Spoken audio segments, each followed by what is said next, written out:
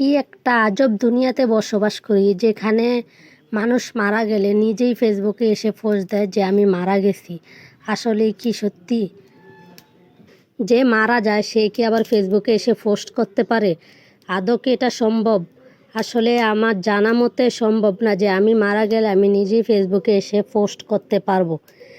আসলে এটা কি যুগ ডিজিটাল হয়ে গেল নাকি, যে যে মারা যায় উনি এসে ফেসবুকে পোস্ট করতে পারে? বুঝতেছি না। ঘুম থেকে উঠে দেখি উনি মারা গেছে। কালকে দেখলাম উনি মারা গেছে। আসলে কি সত্যি উনি মারা গেছে? আর মারা গেলে কি উনি নিজে ফেসবুকে এসে পোস্ট করতে পারে? আসলে সত্যিটা যদি আপনারা জানেন অবশ্যই জানাবেন। আমরা জানতাম মানুষ মারা গেলে আসলে পাড়া প্রতিবেশী খবর দেয় বা পাড়া প্রতিবেশী এসে বলে যে উনি মারা গেছে। কিন্তু এই ফার্স্ট টাইম শুনলাম যে যে মারা যায় সেই ফেসবুকে এসে পোস্ট দেয় যে আমি মারা গেছি। এখন বর্ষা চৌধুরী উনি নাকি মারা গেছে। ফেসবুকে দেখতেছি অনেক মানুষই লিখতেছে যে উনি মারা গেছে।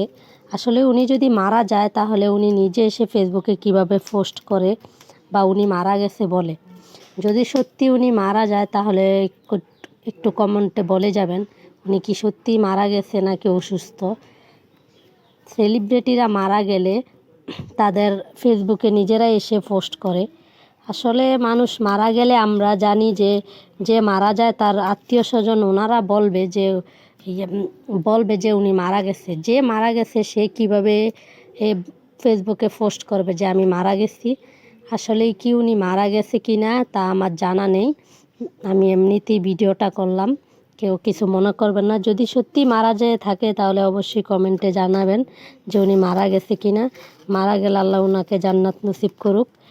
যা ভুল পাপ করছে আল্লাহ মাফ করে দেখ, এটাই কামনা করি।